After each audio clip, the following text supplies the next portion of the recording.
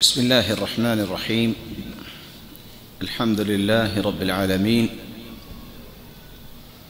والصلاة والسلام على إمام غر الميامين وعلى آله وصحبه ومن سار على نهجه القويم. أما بعد، فأعوذ بالله من الشيطان الرجيم. واتقوا فتنة لا تصيبن الذين ظلموا منكم خاصة واعلموا أن الله شديد العقاب.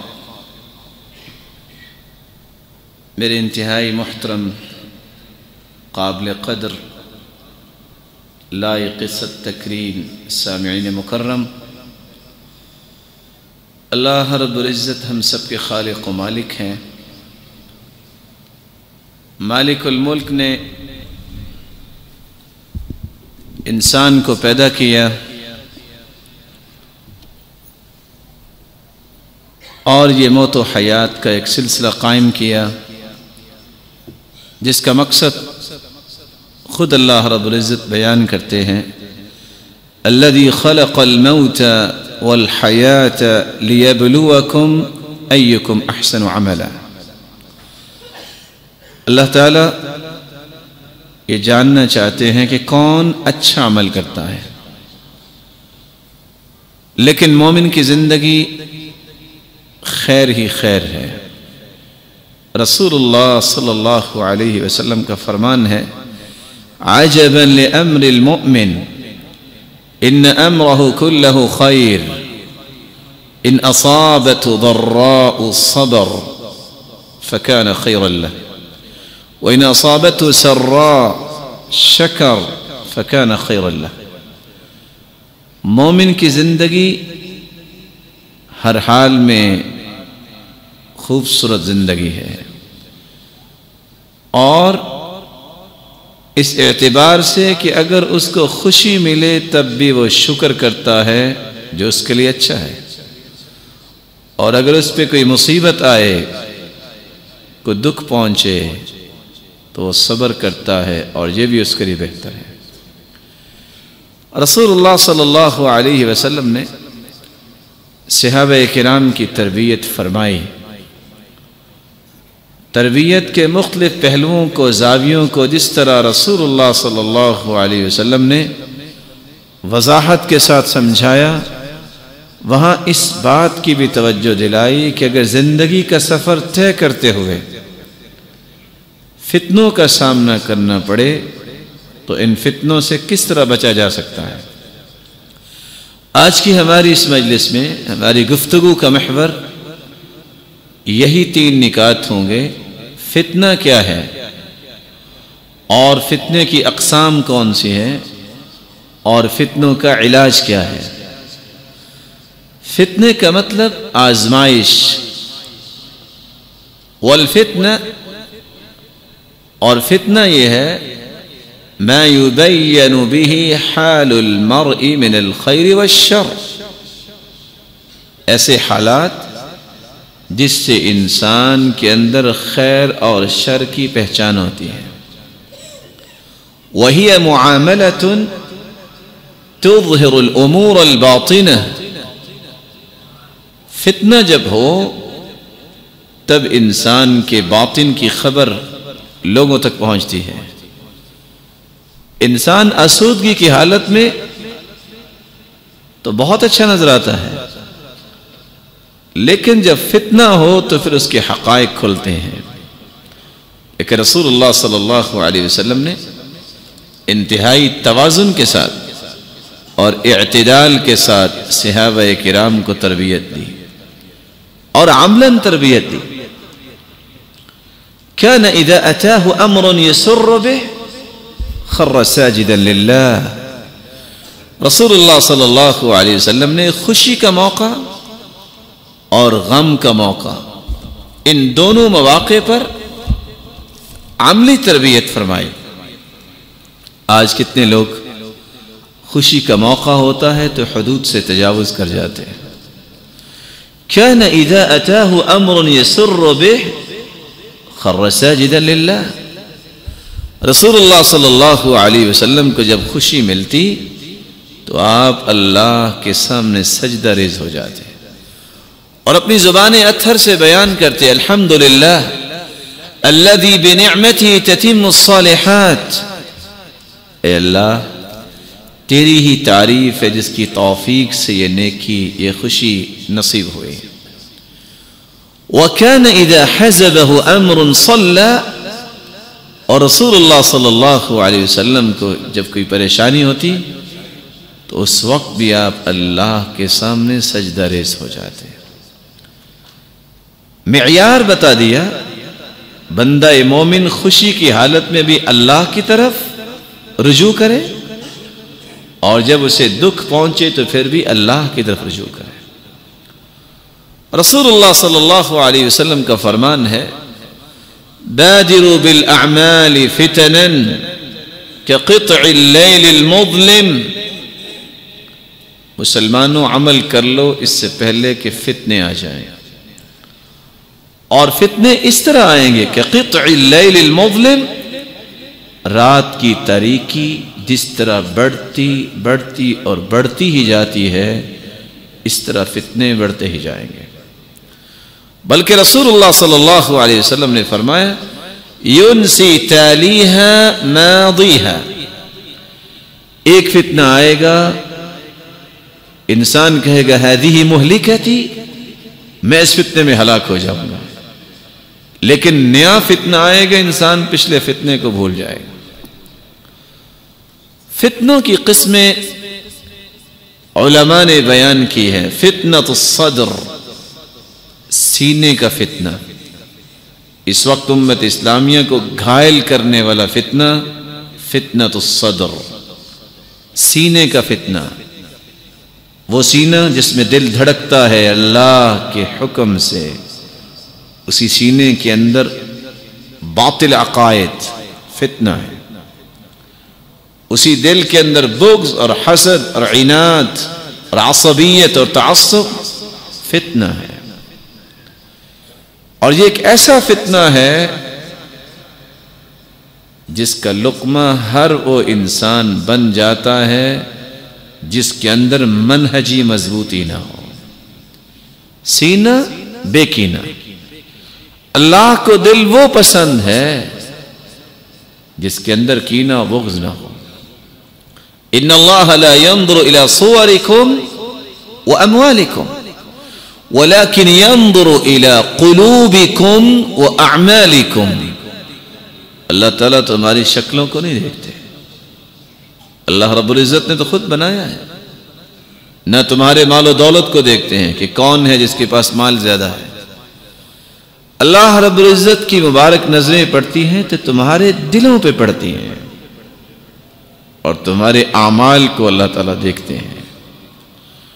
رسول اللہ صلی اللہ علیہ وسلم نے فتنوں میں فتنۃ عمیاء و صماء، ایسے فتنے کا بھی تذکرہ کیا جس میں انسان اندھا اور بہرا ہو جاتا ہے، اس کو سمجھ ہی نہیں آتی کہ وہ کیا کرے۔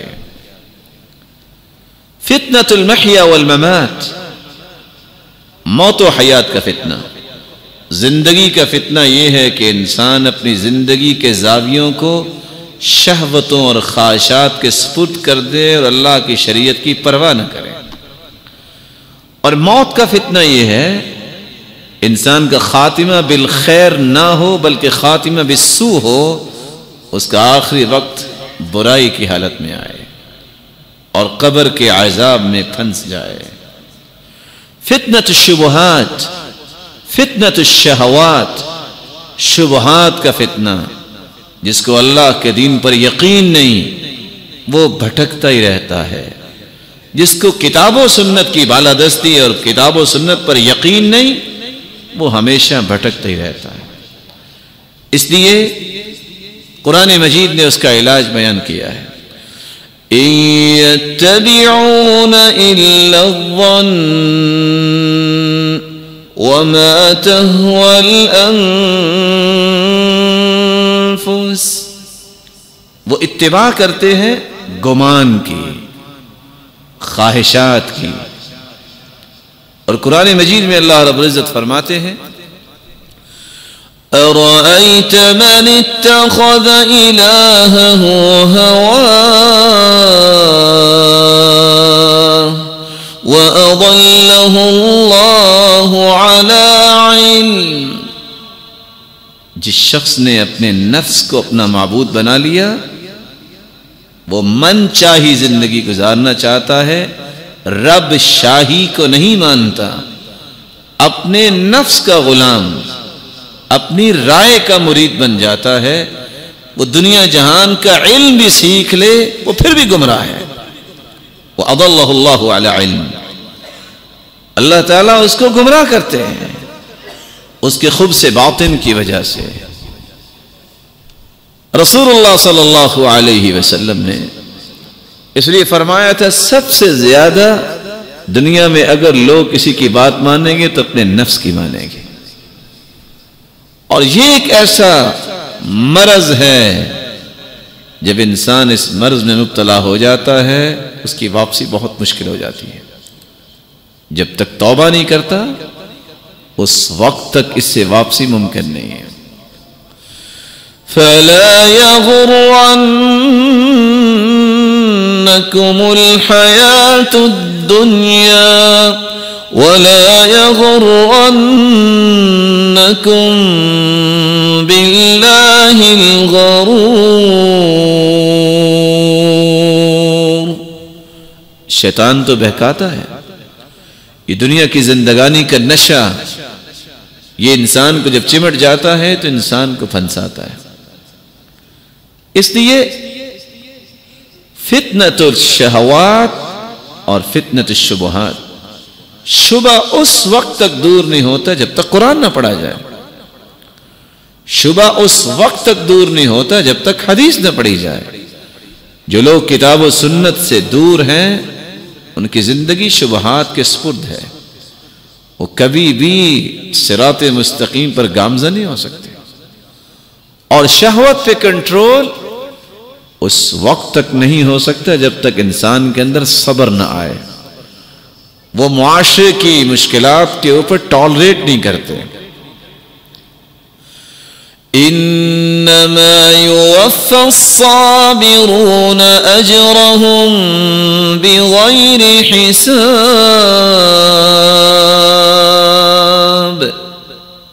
صبر کرنے والوں کو اللہ رب العزت دگنا اجر دیں گے. بلکہ قرآن مجید میں اللہ رب العزت فرماتے ہیں أولئك يجزون الغرفة بما صبروا ويلقون فيها تحية وسلاما خالدين فيها حسنت مستقرا ومقاما. جو لوگ صبر کرتے ہیں قیامت کے دن جنت کے بالا خانے اللہ تعالیٰ نے ان کے لیے بنائے ہیں. وَيُلَقَّوْنَ فِيهَا تَحِيَّةً وَسَلَامًا. اور اللہ کی نورانی فرشتے ان کو سلام پیش کریں گے. خالدین فیہا، ہمیشہ ہمیشہ اس جنت میں رہیں گے. حسنت مستقرا ومقاما، اور اس سے اچھا مقام اور جگہ کون سی ہو سکتی ہے؟ اللہ تعالی ہمارے نصیبے میں فرمائے. فتنۃ الحرج، رسول اللہ صلی اللہ علیہ وسلم نے فرمایا انسان شبہات اور شہوتوں کے فتنے سے بچے، وہاں قتل و غارت کا فتنہ قیامت کے نزدیک زیادہ ہوگا. یتقارب الزمان، وقت میں بے برکتی آ جائے گی. وَيُقْبَضُ الْعِلْمِ وَيَكْسُرُ الْحَرَجِ. رسول اللہ صلی اللہ علیہ وسلم نے فرمایا علم اٹھا لیا جائے گا. وَيَظْهَرُ الْجَهْلِ، جہالت عام ہو جائے گی. وَيَكْسُرُ الْفِتَنِ، فتنے زیادہ ہو جائے گے. وَيَكْسُرُ الْحَرَجِ، اور حرج زیادہ ہو جائے گا. قِيلَ مَا الْحَرَجِ قَالَ الْقَتْلُ. پوچھا گیا کہ حرج کیا ہے؟ جواب دیا قتل و غارت، مارنے والے کو بھی پتہ نہیں ہوگا کیوں مار رہا ہوں، اور مرنے والے کو بھی پتہ نہیں ہوگا کہ میرا گناہ کیا ہے۔ آج اس انسان کی قیمت ختم ہو گئی، سبب کیا ہے؟ فتنہ ہے، اور انسانیت حقائق سے دور ہو گئی ہے۔ رسول اللہ صلی اللہ علیہ وسلم نے ان فتنوں میں ایک فتنہ عورت کا بھی فتنہ بیان کیا ہے۔ ما ترکت بعدی فتنہ اضر علی الرجال من النساء، ما ترکت بعدی فتنہ اضر علی الرجال من النساء، عورتوں سے بڑھ کے مردوں کے لیے میرے بعد کوئی فتنہ نہیں ہوگا۔ اس لیے رسول اللہ صلی اللہ علیہ وسلم نے فرمایا تھا المرأة عورہ، عورت پردے کا نام ہے۔ وأقرب ما تكون المرأة من رحمة ربها إذا كانت في قعر بيتها، اور عورت اللہ کی رحمت کے قریب اس وقت ہوتی ہے جب وہ گھر میں قرار پکڑتی ہے۔ وقرن في بيوتكن ولا تبرجن تبرج الجاهلية الأولى، اور کیا فرمایا؟ فإذا خرجت من بيتها استشرفها الشيطان، جب وہ گھر سے نکلتی ہے تو شیطان اس کو گمراہ کرنے کے لیے اس کے پیچھے چلتا ہے۔ اور یہ صرف عورت کے لیے نہیں بلکہ رسول اللہ صلی اللہ علیہ وسلم نے مرد کو بھی یہ تعلیم دی۔ فرمایا طوبى لمن ملك لسانه ووسع بيته وبكى على خطيئته، سعادت مند وہ ہے جو شخص اپنی زبان پہ کنٹرول کر لے اور اپنے گھر میں قرار پکڑے، ضرورت ہو تو پھر نکلے، وبكى على خطيئته، اور اپنے گناہوں پہ شرمندہ اور نادم ہو کے اللہ کے سامنے رو کے معافی مانگ لے۔ رسول اللہ صلی اللہ علیہ وسلم سے جب سوال کیا گیا، عقبہ بن عامر رضی اللہ تعالی عنہ فرماتے قلت من نجا، نجات کس میں ہے؟ قال املک علیک لسانک ولیسعک بیتک وابکی علی خطیئتک، نجات کے طالب ہو زبان پہ کنٹرول کر لو، گھر میں قرار پکڑو اور اپنے گناہوں پہ نادم ہو کہ اللہ سے معافی مانگو۔ اس لیے عکاف بن بشیر التمیمی بیان کرتے ہیں جب ایک شخص آیا تو اللہ کے رسول صلی اللہ علیہ وسلم نے پوچھا هل لك من زوجہ، شادی شدہ ہو؟ قال لا۔ رسول اللہ صلی اللہ علیہ وسلم نے دوسرا سوال کیا اگر تمہاری شادی نہیں تو کیا تمہارے پاس کوئی لونڈی ہے؟ قال لا۔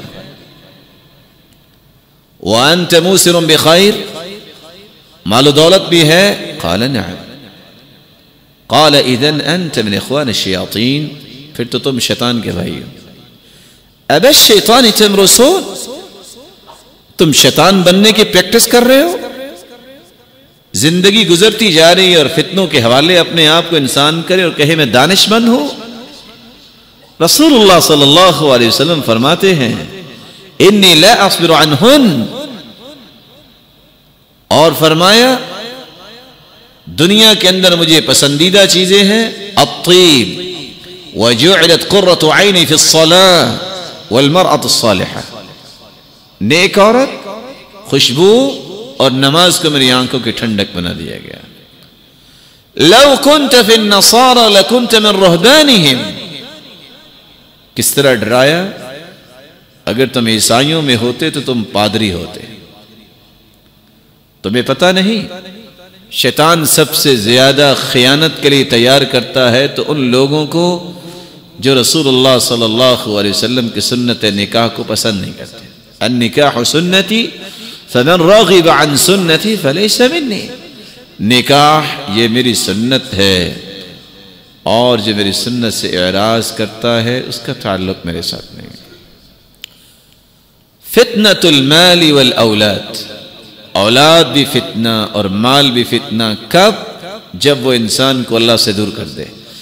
ان لکل امت فتنہ وفتنۃ امتی المال، ہر امت کا ایک فتنہ ہے لیکن میری امت کا فتنہ مال ہے. اور حالت یہ ہوگی یصبح مؤمنا ویمسی کافرا ویمسی مؤمنا ویصبح کافرا یبیع دینہ بعرض من الدنیا. حالت یہ ہوگی قیامت کے نزدیک انسان صبح کے وقت مومن ہوگا اور شام کے وقت کافر ہو جائے گا. شام کو مومن ہوگا، صبح کو کافر ہو جائے گا. کیوں؟ یبیع دینہ بعرض من الدنیا، دنیا کے چند ٹکوں کی وجہ سے اپنے دین کو بیچ دے گا. اور اس وقت دنیا کے اندر سب سے بڑا فتنہ وہ فتنہ ہے جس کا قرآن نے تذکرہ کیا ہے. وَقَاتِلُوهُمْ حَتَّى لَا تَكُونَ فِتْنَةٌ وَيَكُونَ الدِّينُ لِلَّهِ.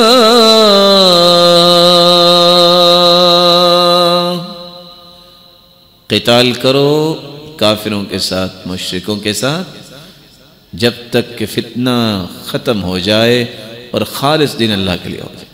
تو شرک بہت بڑا فتنہ ہے. دجال کا فتنہ، رسول اللہ صلی اللہ علیہ وسلم نے فرمایا کوئی ایسا پیغمبر نہیں آیا جس نے دجال کے فتنے سے قوم کو خبردار نہیں کیا. بے عملی کا فتنہ، تقلید کا فتنہ، یہ وہ فتنے ہیں جس نے امت کو اصل منہج سے دور کیا. صحیح بخاری کی روایت ہے، رسول اللہ صلی اللہ علیہ وسلم نے فرمایا جب انسان فوت ہو جاتا ہے، قبر میں چلا جاتا ہے، تو فرشتے سوال کرتے ہیں من ربک، تیرا رب کون ہے؟ اما المؤمن، جو مومن ہے وہ جواب دیتا ہے ربی اللہ. ماذا تقول في هذا الرجل الذي بعث فيكم، کیا کہتے ہو اس پیغمبر کے بارے میں جس کو مبعوث کیا گیا؟ ما دینک، تمہارا دین کیا ہے؟ وہ تینوں جواب بڑی تسلی کے ساتھ دیتا ہے. اور فرشتے سوال کرتے ہیں تم نے ان سوالات کے جواب کیسے دے لیے؟ وہ کہتے ہیں قرأت القرآن وعملت بما فيه وصدقت، میں نے قرآن پڑھا، عمل کیا، اس کی تصدیق کی اور جواب کی. اللہ تعالیٰ نے توفیق دے دی. جب یہ جواب دیتا ہے تو آسمان سے ایک آواز آتی ہے ان صدق عبدی، میرے بندے نے سچ کہا ہے. البسوه لباس الجنہ وافرشوا له فراش الجنہ وافتحوا له بابا الى الجنہ. یہ دنیا میں تو بڑا اس کا مقام تھا، اس کو 2 چادروں میں چھوڑ کے چلے گئے ہیں. نہیں، اس نے جواب صحیح دیا ہے، اس کو جنتی لباس پہنا دو. یہ مٹی میں ہی اس کو لٹا کے چلے گئے ہیں، نہیں، اس کے نیچے جنت کے بچھونے بچھا دو. یہ بہت تنگ کوٹری ہے، مد البصر، جہاں تک نظر انسان کی جاتی ہے اس کی قبر کو کھول دو اور جنت کا دروازہ کھول دو. وَأَمَّا الْمُنَافِقُ وَأَمَّا الْكَافِرُ أَوْ الْمُرْتَابُ أَوْ الْمُنَافِقُ كَمَا فِي رِوَایَةٍ أُخْرَى، جو کافر اور منافق اور شک کرنے والا ہوتا ہے، فرشتے سوال کرتے ہیں من ربک، کہتے ہیں ہاں لا ادری، كأنه يتذكر شيئا ولم يذكر. وہ ہاں کیوں کہتا ہے؟ سوچتا ہے یہ کلمہ تو میں نے سنا تھا رب، لیکن یاد نہیں آئے. اور ساتھ کیا کہتا ہے؟ اقول كما يقول الناس، میں تو لائی لگ تھا، جیسے لوگ کہتے میں بھی کہہ دیتا تھا. دوسرا سوال، تیسرا سوال، تینوں سوالوں میں یہی جواب ہے اقول كما يقول الناس، جیسے لوگ کہتے تھے میں تو ویسے کہتا تھا. آواز آتی ہے ان کذب عبدی، اس نے جھوٹ بولا ہے، اس کے پاس پیغام تو پہنچا تھا. البسوه لباس النار، یہ چادروں کا بھی مستحق نہیں ہے، جہنمی لباس اس کو پہنا دو. وَافْرِشُوا لَهُ فِرَاشَ النَّارِ، جہنم کے انگارے اس کے نیچے بچھا دو. فَيُضَيَّقُ عَلَيْهِ قَبْرُهُ حَتَّى تَخْتَلِفَ أَضْلَاعُهُ، اور قبر آپس میں ملنے لگ جاتی ہے حتیٰ کہ اس کی ہڈیاں ایک دوسرے کے اندر چلی جاتی ہیں. فَيُضْرَبُ بِمَطَارِقَ مِنْ حَدِيدِ ضَرْبَةً بَيْنَ أُذُنَيْهِ، اور دو کانوں کے درمیان اسے پھر ایک وار کیا جاتا ہے. گرز اٹھا کے فرشتے مارتے ہیں. لو ضرب بها جبل لكان ترابا، اگر وہ کسی پہاڑ پہ مار دیا جائے تو پہاڑ ریزہ ریزہ ہو جائے. اور کیوں دو کانوں کے درمیان اس کو مارا جاتا ہے؟ آج پفلاف یہ کہتا ہے کہ 800 ہڈیوں میں بند ہے انسانی دماغ اور پائچوٹری، جس کی جگہ یہی ہے دو کانوں کے درمیان. کہ تمہیں عقل دی، تم نے استعمال نہیں اس کو صحیح کیا. تم یہ کہتے تھے جیسے لوگ کہتے ہیں، لا دریت ولا تلیت، نہ تو نے قرآن پڑھا نہ تو نے سمجھا، تو اسے جواب کیسے آئیں گے؟ یہ تقلید کا فتنہ، اپنے آپ کو دوسروں کے حوالے کر دینا اور قرآن و سنت کو چھوڑ دینا، یہ انسان کو اللہ رب العزت کی رحمت سے دور کر دیتا ہے. ان تمام فتنوں کا علاج قرآن و سنت نے بیان کیا ہے. سب سے پہلا علاج الایمان والیقین. علاج اس وقت تک فتنوں کا نہیں ہوتا جب تک انسان کا ایمان یقین نہ ہو. اس لیے اللہ رب العزت فرماتے ہیں يثبت الله الذين آمنوا بالقول الثابت في الحياة الدنيا وفي الآخرة ويضل الله الظالمين ويفعل الله ما يشاء.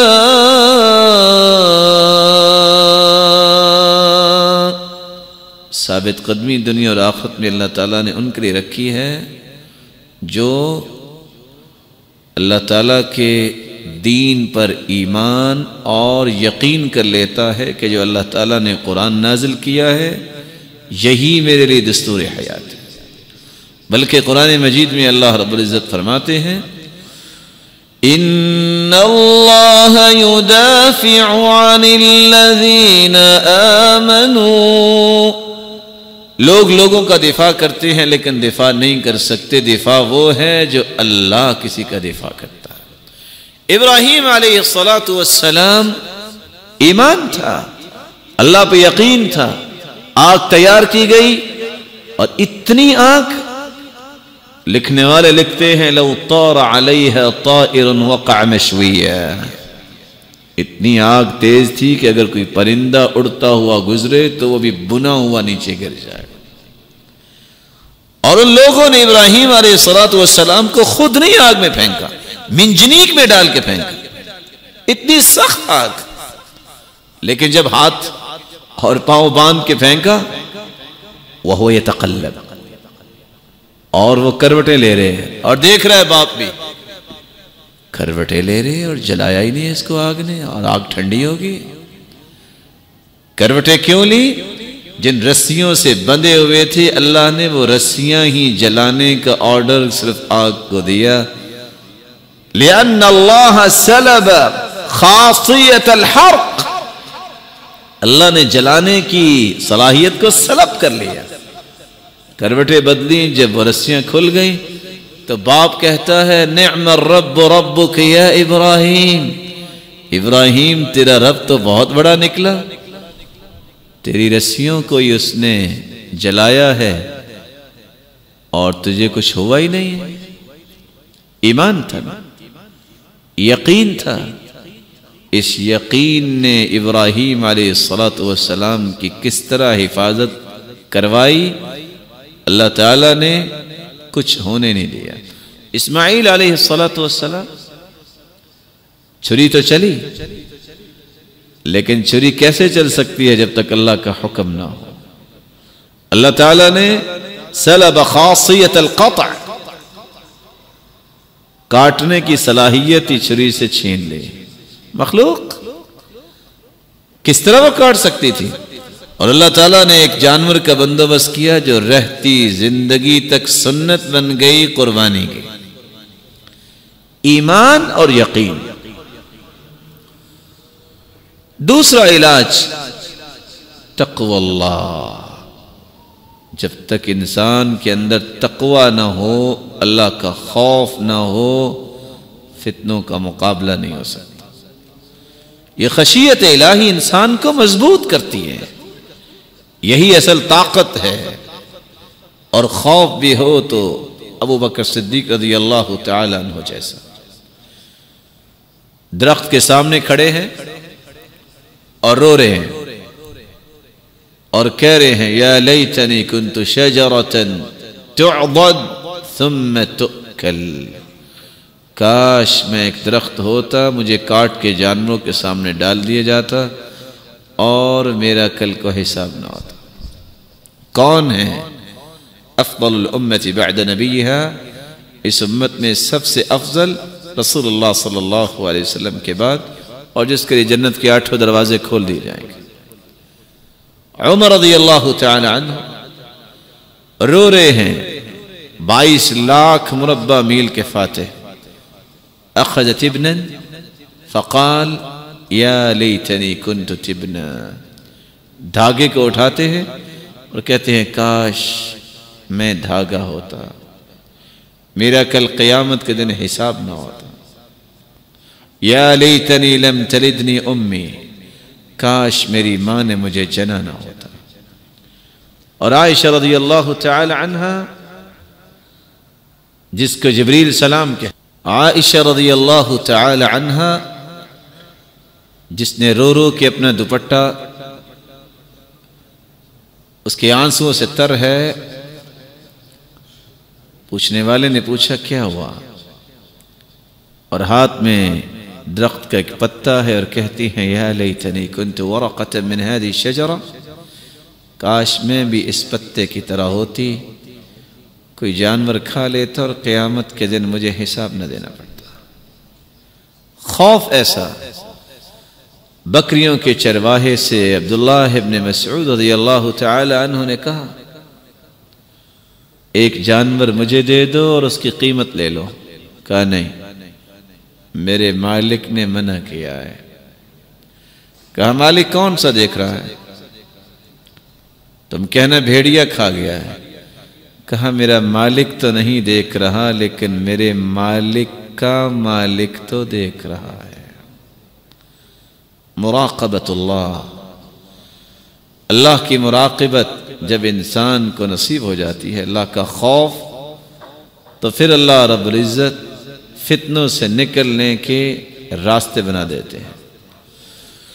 وَمَن يَتَّقِ اللَّهَ يَجْعَل لَّهُ مَخْرَجًا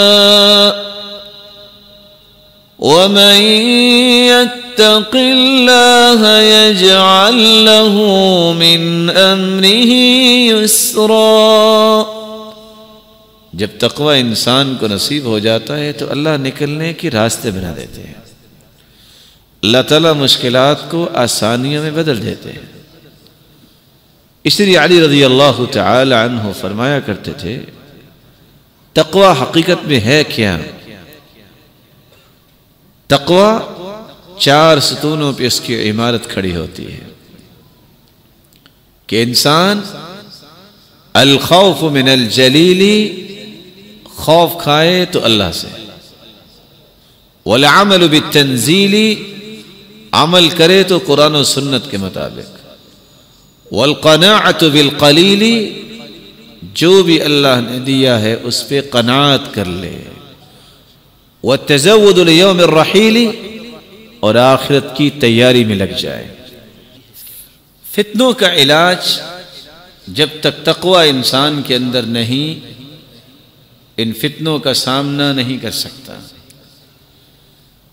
علاج جو رسول اللہ صلی اللہ علیہ وسلم نے بیان کیا ہے، ان علاجات میں سے ایک علاج یہ بھی ہے، فتنة الرجل في أهله وماله ونفسه وولده وجاره، کسی کا گھر میں فتنہ ہے، کسی کا اپنے انسان کے نفس میں فتنہ ہے، اولاد کا فتنہ ہے، اور پڑوسی کا فتنہ ہے، اہل و عیال کا فتنہ ہے، اپنا فتنہ، زندگی تو ہے، صلاحیت تو ہے، لیکن نماز نصیب نہیں، ہدایت نصیب نہیں، فتنہ ہے۔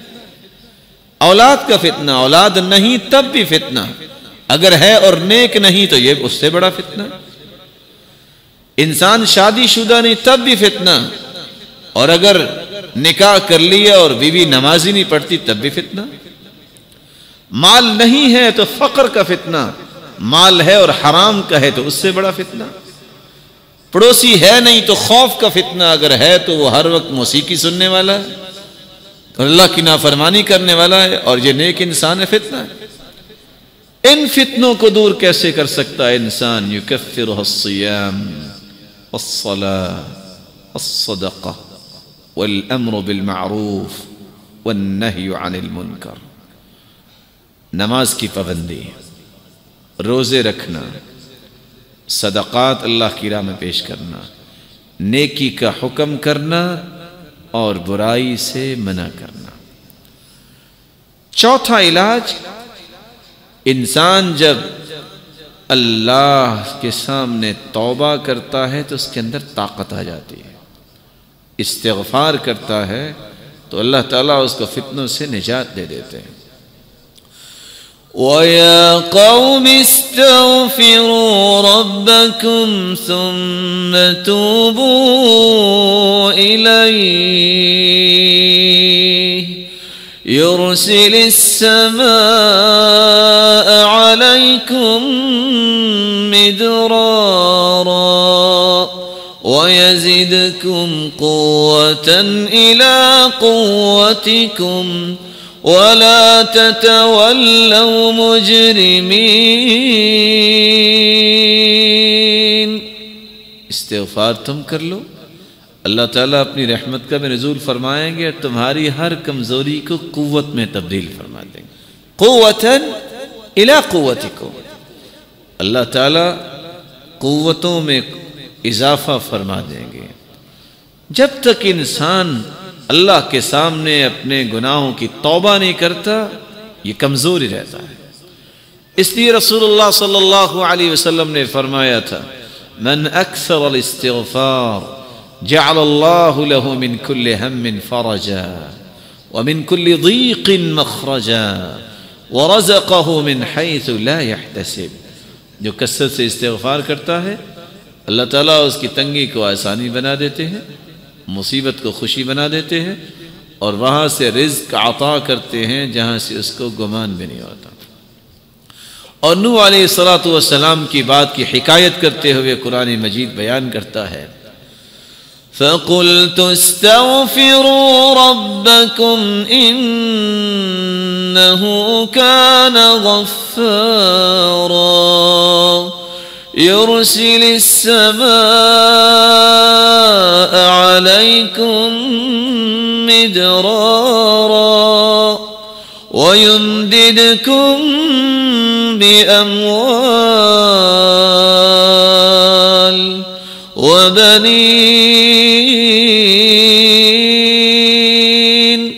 وَيَجْعَلْ لَكُمْ جَنَّاتٍ وَيَجْعَلْ لَكُمْ أَنْهَارًا مَا لَكُمْ لَا تَرْجُونَ لِلَّهِ وَقَارًا۔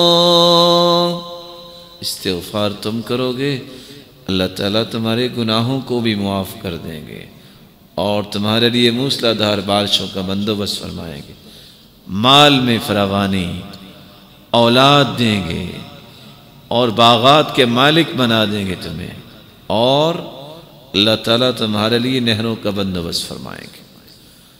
پانچواں علاج، جب تک انسان اللہ کا ذکر نہیں کرتا اس کے اندر طاقت نہیں آتی۔ ذکر کرنے والا اپنے آپ کو مضبوط کر سکتا ہے، فتنوں کا مقابلہ کر سکتا ہے۔ اس لیے مجاہد بیان کرتے، ان الرجل لیہم بالذنب فیذکر اللہ ایک انسان گناہ کا ارادہ کرتا ہے اور اللہ کا ذکر کرتا ہے، اللہ اس گناہ کو سے دور فرما دیتے ہیں، اللہ تعالیٰ اس گناہ سے اس کو دور کر دیتے ہیں، اس کی حفاظت فرماتے ہیں۔ فَلَوْلَا أَنَّهُ كَانَ مِنَ الْمُسَبِّحِينَ لَلَبِثَ فِي بَطْنِهِ إِلَى يَوْمِ يُبْعَثُونَ۔ یونس علیہ السلام کس طرح 3 اندھیروں میں تھے، مچھلی کے پیٹ کا اندھیرا، پانی کا اندھیرا، رات کا اندھیرا، فی ظلمات 3، لیکن وہاں اللہ تعالیٰ نے ان کو نجات کیسے دی؟ فَلَوْلَا أَنَّهُ كَانَ مِنَ الْمُسَبِّحِينَ لَلَبِثَ فِي بَطْنِهِ إِلَى يَوْمِ يُبْعَثُونَ۔ اگر وہ اللہ تعالیٰ کی تسبیح بیان کرنے والے نہ ہوتے تو قیامت تک مچھلی کے پیٹ میں ہی رہتے۔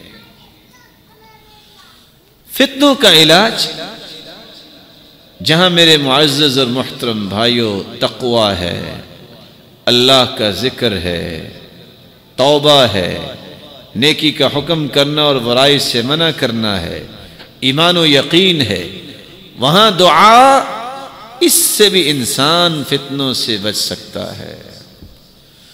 قرآن مجید میں اللہ رب العزت فرماتے ہیں وَذَا النُّونِ إِذ ذَهَبَ مُغَاضِبًا فَظَنَّ أَن لَّن نَّقْدِرَ عَلَيْهِ فَنَادَى فِي الظُّلُمَاتِ أَن لَّا إِلَٰهَ إِلَّا أَنتَ سُبْحَانَكَ إِنِّي كُنتُ مِنَ الظَّالِمِينَ۔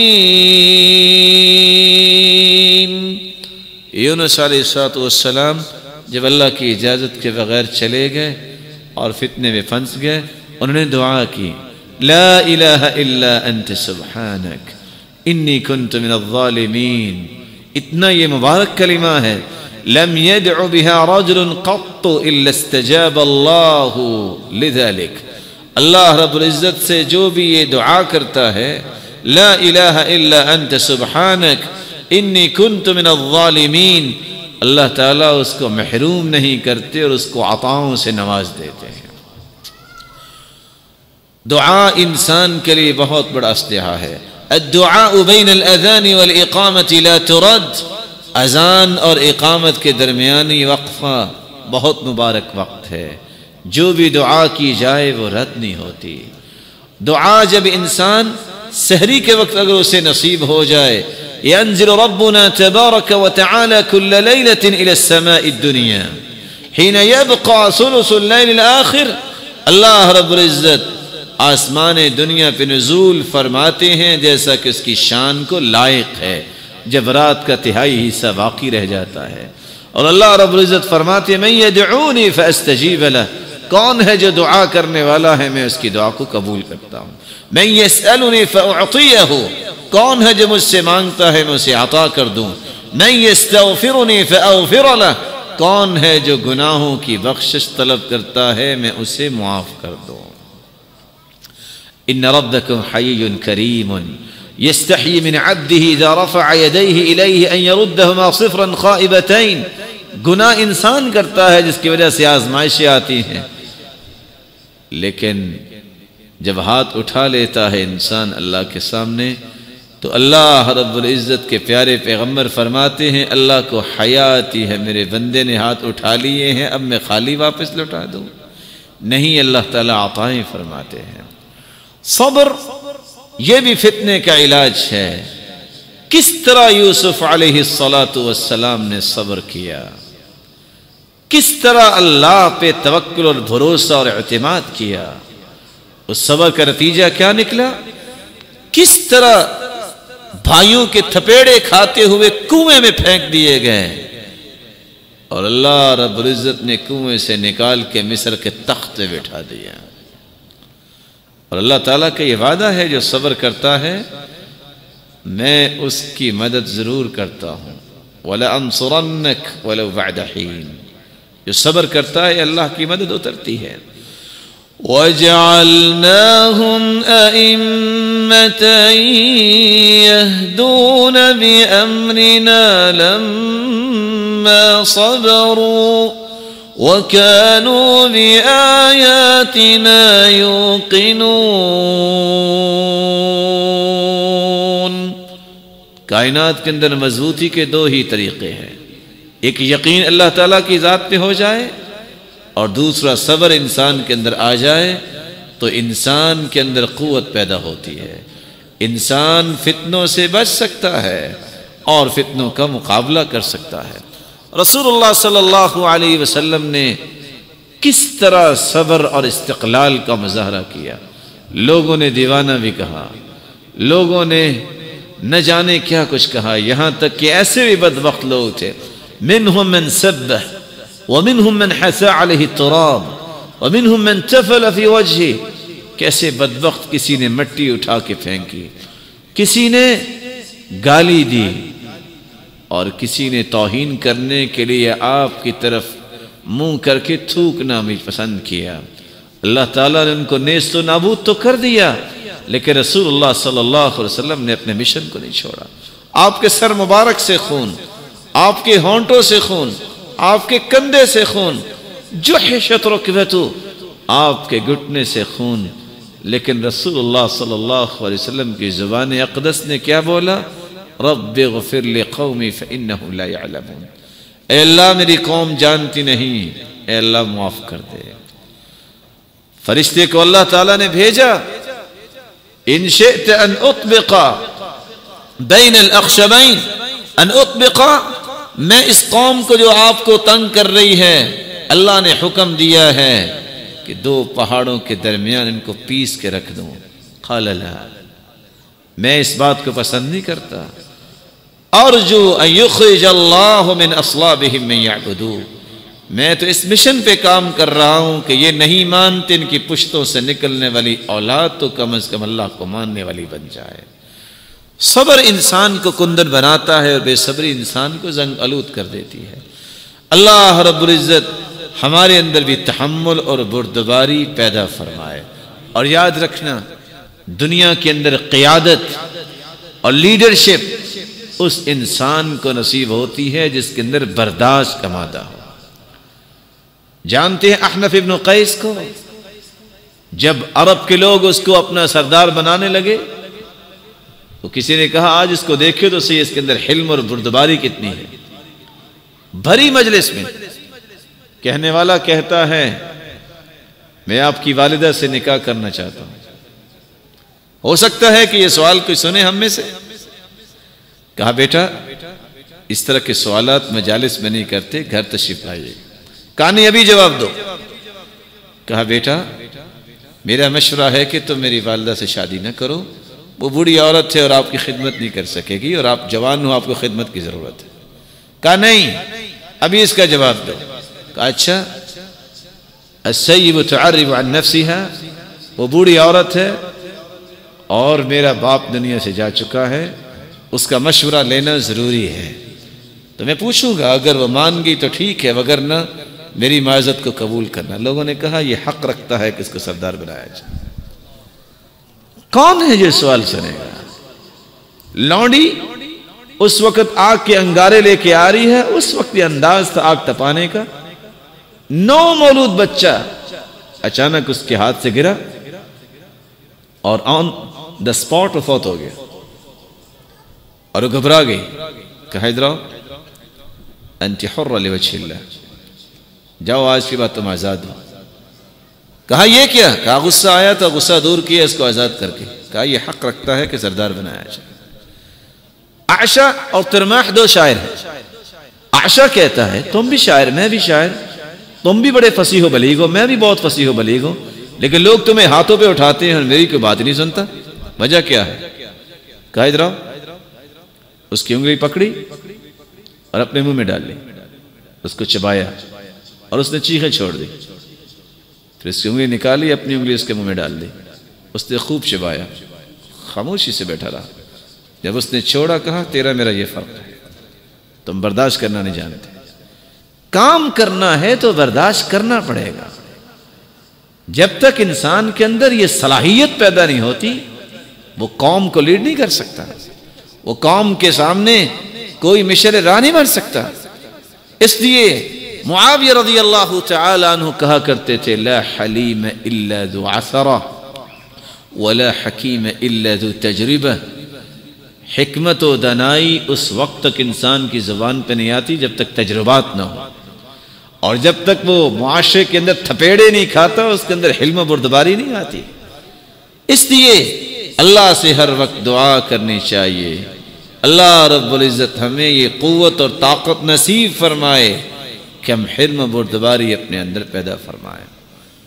8واں علاج توکل, بھروسہ اللہ پر, یقین اللہ پر. کیسا یقین؟ اکلوتی جان, وہ چھوٹا سا بچہ جو بھی محتاج ہے تو کس کا, اس کو دودھ ماں نے پلانا ہے اللہ کی رحمت سے, وہ صحیح حرکت بھی نہیں کرتا. ابراہیم علیہ السلام نے کہاں چھوڑا؟ لا انیس ولا جلیس وليس امامها الا الغبراء ولا اضلته الخضراء. کوئی انسان نہیں ہے, زندگی کے مقومات نہیں ہے. بواد غیر ذی زرع. آج سوچئے ایک عورت ہو اور ایک بچہ ہو, اس کو چھوڑ کے چلا جائے انسان کسی صحرا میں, زندہ رہے گا؟ یا ممکن ہے کہ چھوڑ کے آ جائے؟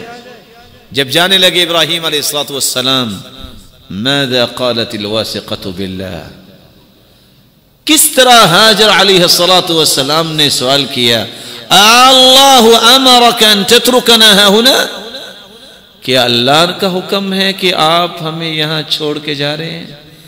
فاشار برأسه ای نعم. تو ابراہیم علیہ السلام نے اپنے سر مبارک سے اشارہ کیا کہ جی ہاں. کیا توکل تھا اس عورت کا, کیا کہتی ہے؟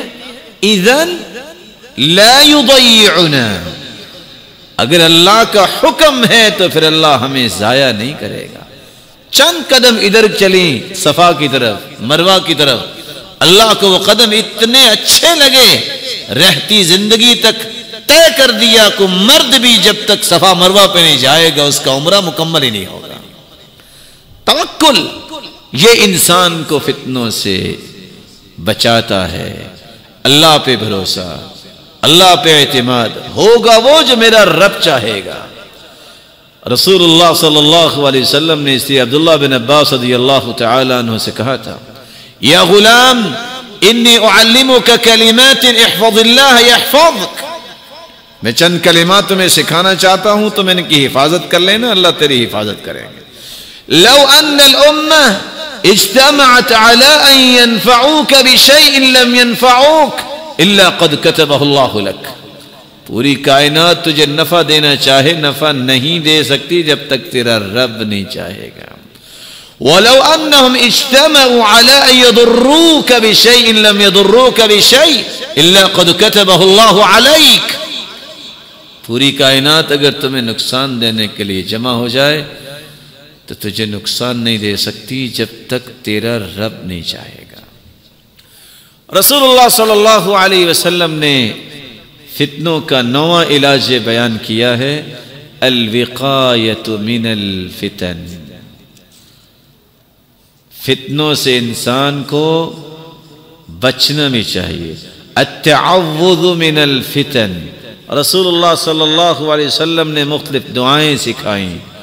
عمر رضی اللہ تعالی عنہ فرماتے ہیں دعا کیا کرتے رضینا باللہ ربا وبالاسلام دینا ونعوذ باللہ من سوء الفتن. نعوذ باللہ من الفتن ما ظہر منها وما بطن. اے اللہ ہم تجھے رب مان کے راضی, تیرے پیغمبر کو سچا پیغمبر مان کے راضی. اے اللہ ہمیں فتنوں سے بچا, ظاہری فتنوں سے بھی بچا اور باطنی فتنوں سے بھی بچا. اور نماز کے اندر انسان دعا کرتا ہے وَأَعُوذُ بِكَ مِن فِتْنَةِ الْمَحْيَا وَالْمَمَاتِ وَأَعُوذُ بِكَ مِن فِتْنَةِ الْمَسِيحِ الدَّجَّالِ. یہ دعائیں جب انسان یاد کرتا ہے اور پڑھتا ہے، اللہ تعالیٰ فتنوں سے اس انسان کی حفاظت کر لیتے ہیں۔ رسول اللہ صلی اللہ علیہ وسلم نے فرمایا ان السعید لمن جنب الفتن، ان السعید لمن جنب الفتن، ان السعید لمن جنب الفتن ثلاثا ولمن ابتلی فصبر۔ 3 مرتبہ فرمایا سعادت مند وہ ہے جو فتنوں سے بچا لیا جائے اور فتنوں سے بچا لیا جائے، اور اگر فتنہ آ جائے تو پھر اللہ تعالیٰ اس کو صبر کی توفیق عطا فرمائے۔ اثنان یکرہہما ابن آدم، 2 چیزوں کو آدم کی اولاد پسند نہیں کرتی، یکرہ الموت والموت خیر من الفتنہ، موت کو ناپسند کرتا ہے اور موت فتنے سے بہتر ہے۔ فتنے سے انسان کا دین بگڑنے کا خطرہ ہوتا ہے، موت سے کم از کم ایمان کی حالت میں اللہ کے پاس تو چلا جائے گا۔ وَيَكْرَهُ قِلَّةَ الْمَالِ وَقِلَّةُ الْمَالِ أَقَلُّ لِلْحِسَابِ، انسان قلت مال کو ناپسند کرتا ہے، لیکن اس کو پتہ نہیں مال جتنا کم ہوگا حساب بھی تھوڑا ہی ہوگا۔ اللہ رب العزت مال دے تو سب کو حلال اور وافر مال عطا فرمائے، اور اللہ رب العزت ایسے مال سے پناہ دے جو انسان کے لیے فتنہ بنے۔ اس لیے رسول اللہ صلی اللہ علیہ وسلم دعا کیا کرتے تھے، اللہم انی اعوذ بک من خلیل ماکر عینہ ترانی وقلبہ یرعانی، اے اللہ میں ایسے دوست سے پناہ مانگتا ہوں۔ آپ نے بھی دنیا میں دیکھا ہوگا کچھ لوگ آپ کے ساتھ ساتھ ہوتے ہیں، جھوٹے دانت بھی نکالتے ہیں، لیکن عینہ ترانی، آنکھ تو دیکھتی ہے، وقلبہ یرعانی ای یتجسس ویتقطع، اس کا جی چاہتا ہے، دل کیا چاہتا ہے کہ کہیں یہ میرے قابو آ جائے تو میں اس کو مار ڈالوں، اس کو ٹکڑے کر دوں۔ ایسے دوست سے اے اللہ میں تیری پناہ مانگتا ہوں۔ وَأَعُوذُ بِكَ مِن زَوْجَةٍ تُشَيِّبُنِي قَبْلَ الْمَشِيبِ، اللہ مجھے ایسی بیوی سے بھی پناہ دے جو بڑھاپے سے پہلے مجھے بوڑھا کر دے۔ وَأَعُوذُ بِكَ مِن وَلَدٍ يَكُونُ عَلَيَّ فِتْنَةً، ایسی اولاد سے بھی مجھے پناہ دے جو میرے لیے فتنے کا باعث بن جائے۔ وَمِن مَالٍ يَكُونُ عَلَيَّ وَبَالًا، ایسے مال سے بھی میں تیری پناہ مانگتا ہوں جو میرے لیے وبالی بن جائے۔ جو حرام کا مال ہے وہ وبال جان ہوتا ہے۔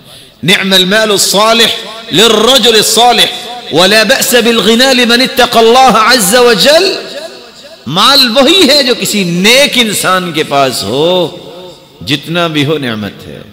تقوی جب انسان کے پاس ہو تو جتنا بھی مال ہو وہ نعمت ہے، لیکن اگر اللہ کا خوف نہیں، اللہ کی عبادت کا اسے خیال نہیں تو یہ مال اسے کیا فائدہ دے گا؟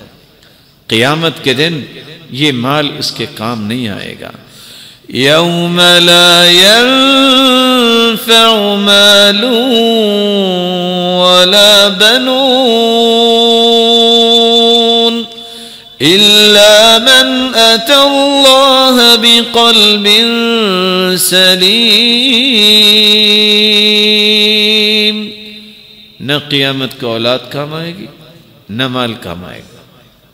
اس دن کام آئے گا تو انسان کا وہ دل جو سلیم ہے، ایسا دل جس میں اللہ کی یاد ہے، جو اللہ رب العزت کے خوف سے لبریز ہے۔ اللہ ایسا دل ہم سب کو عطا فرمائے۔ امام بخاری رحمۃ اللہ علیہ نے اس لیے صحیح بخاری میں باب باندھا ہے، باب التعرض فی الفتن، الوقایۃ من الفتن، جہاں فتنوں کا علاج کرتے ہیں وہاں فتنوں کی جگہوں سے اپنے آپ کو بچاتے ہیں، وہاں فتنوں سے بچنے کی کوشش کرتے ہیں۔ ایک انسان کو پتہ ہے کہ وہ انسان ہے، وَمَا سُمِّيَ الْإِنسَانُ إِلَّا لِنَفْسِهِ، انسان بھول جاتا ہے۔ ایک انسان کو پتہ ہے کہ میں فتنے میں پڑ سکتا ہوں، وہ ایسی جگہوں پہ کیوں جاتا ہے جہاں فتنہ ہے؟ کیوں اپنا امتحان کرتا ہے؟ کیوں اپنے آپ کو فتنوں کے لیے پیش کرتا ہے؟ آج کی نوجوان نسل یہ سمجھتی ہے کہ ہم بہت پڑھ گئے، جس طرح چاہیں ہم آزادی سے، رات کی تاریکی ہو یا دن کا اجالا ہو، کمپیوٹر پہ بیٹھے، لیپ ٹاپ پہ بیٹھے، اور آج تو ہاتھوں میں یہ سارا فتنہ آ گیا۔ جب چاہیں، جیسے چاہیں، جو چاہیں دیکھیں، ہم آزاد ہیں۔ مسلمان کی آزادی تو اللہ نے نہیں دی، آزاد یہ ہے انسان کہ وہ آزادی سے اللہ کی عبادت کرے۔ ایک شخص جس کے پاس دین کی بنیاد نہیں ہے، بیس نہیں ہے، خوف نہیں ہے، اور اس نے دین پڑھا نہیں ہے، وہ مختلف سائٹس کھول کے بیٹھ جائے، وہ فتنے سے بچ جائے گا۔ آنن فانن اس کے ایمان کو کچلنے کے لیے ہزاروں راستے ہیں۔ مسلمان کو اپنی آزمائش نہیں کرنی چاہیے۔ اس لیے رسول اللہ صلی اللہ علیہ وسلم کے صحابی نے کیا کیا؟ سلمہ بن اکوع نے یہاں تک کہ مدینہ چھوڑ دیا، ربضہ چلے گئے۔ باب التعرب فی الفتن، فتنوں سے بچنے کے لیے صحابی نے وہ جگہ چھوڑی کہ یہاں لڑائیاں شروع ہو گئی ہیں، میں کہیں اس فتنے میں نہ آ جاؤں، اور ربضہ جگہ پہ چلے گئے۔ بادیہ نشینی اختیار کرنا یہ بھی فتنوں سے بچاؤ کا ایک ذریعہ ہے۔ رسول اللہ صلی اللہ علیہ وسلم نے فرمایا تھا، نعم مال المرء المسلم غنم يتبع بها شعف الجبال يفر بدينه من الفتن۔ ایک وقت آئے گا جب مسلمان کا بہترین مال بکریاں ہوں گی جو پہاڑوں پہ جا کے چرائے گا، ومواقع القطر، جہاں بارشیں ہوتی ہیں نکل جائے گا۔ کیوں؟ اپنے آپ کو فتنوں سے بچا لے گا۔ اور قرآن مجید نے فتنوں سے بچانے کا بہترین علاج بیان کیا ہے، وَالَّذِينَ يُمَسِّكُونَ بِالْكِتَابِ وَأَقَامُوا الصَّلَاةَ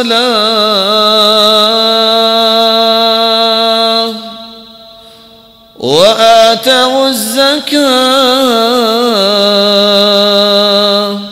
والذين يمسكون بالكتاب وأقاموا الصلاة إنا لا نضيع أجر المحسنين إنا لا نضيع أجر المصلحين۔ کتاب و سنت جو تھام لیتا ہے، نماز کی پابندی کر لیتا ہے، یہ خود سے بہت بڑی طاقت ہے۔ اللہ تعالیٰ ایسے لوگوں کو ضائع نہیں کرتا۔ کس طرح امام احمد بن حنبل رحمت اللہ علیہ نے مأمون، معتصم، واثق باللہ، تین حکومتوں کے سامنے، آج ایک انسان کے مخالف ہو جائے وہ گھبرانے لگ جاتا ہے، پتہ نہیں کیا ہوگا کیا ہوگا۔ ایک انسان سے گھبرا رہے ہو، 2 سے 10 سے، 3 حکومتیں مخالف ہیں، لیکن کس طرح انہوں نے ثابت قدمی دکھائی امام احمد بن حنبل رحمۃ اللہ علیہ۔ اور اتفاق سے جب وہ اٹھتے تھے تو کہا کرتے تھے، غفر اللہ لأبی الحیثم، اللہ تعالیٰ ابو الحیثم کو معاف کرے۔ کسی نے پوچھا یہ کون ہے جس کے لیے آپ اتنی دعا کرتے ہیں؟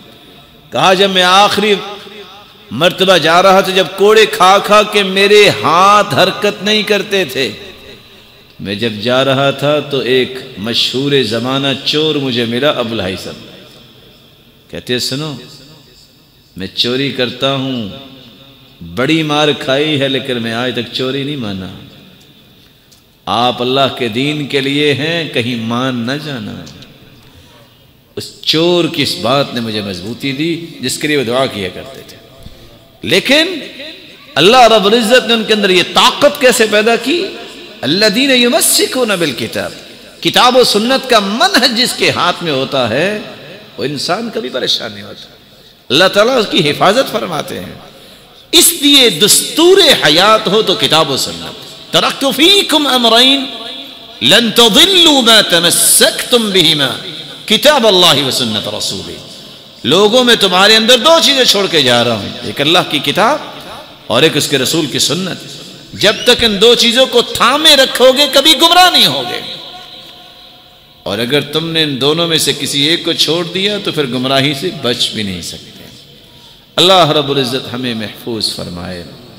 میرے معزز اور میرے محترم بھائیوں، اور میں خصوصاً ان نوجوانوں سے مخاطب ہونا چاہتا ہوں، قیامت کے دن لا تزول قدم عبد حتى يسأل عن 4، انسان حرکت نہیں کر سکے گا جب تک 4 سوالوں کا جواب نہیں دے دے گا.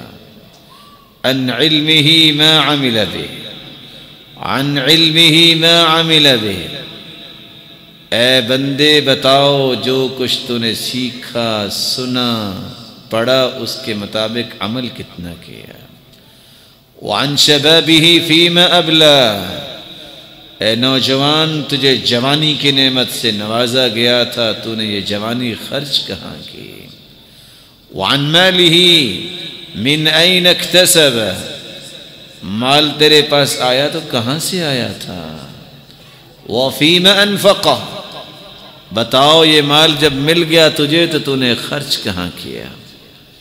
کیا جواب ہوگا ان نوجوانوں کا جن نوجوانوں نے اپنی زندگیوں کو بغیر کسی مقصد سے گزارنا پسند کر لیا. اور عبداللہ بن مسعود رضی اللہ تعالیٰ عنہ کہا کرتے تھے انی لأکرہ الرجل اذا كان فارغا لا من عمل الدنیا ولا من عمل الآخرہ. مجھے سب سے برا انسان وہ لگتا ہے جو نہ دنیا کا کام کرے نہ دین کا کام کرے، نہ وہ قوم و ملت کا سرمایہ بنے اور نہ وہ آخرت کی تیاری کرے. آج وقت ہے، اس وقت کو غنیمت جانیے.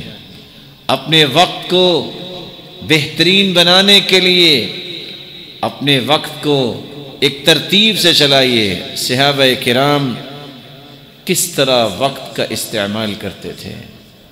كانوا يستغلون الفرص، کس طرح اپنے وقت کا استغلال کرتے تھے.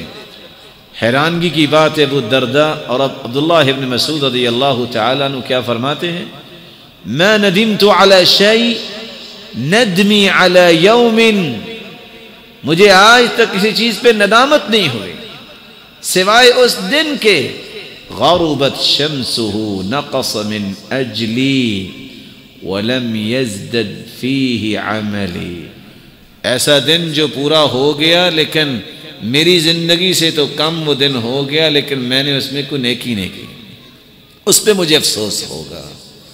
اور کس طرح ابو الدرداء رضی اللہ تعالی عنہ کہا کرتے تھے لیلک طویل فلا تقصره بمنامك ونهارك نقی فلا تدنسه بآثامك. اے نوجوان، رات بہت لمبی ہے، سو کر اس کو چھوٹا نہ کرو. دن بہت ہی پیارا اور اجلا نظر آتا ہے، اس کو اپنے گناہوں سے گدلا نہ کرو. رسول اللہ صلی اللہ علیہ وسلم نے فرمایا تھا نعمتان مغبون فیہما کثیر من الناس الصحة والفراغ. 2 نعمتوں کی انسان قدر نہیں کرتا، ایک صحت اور ایک وقت.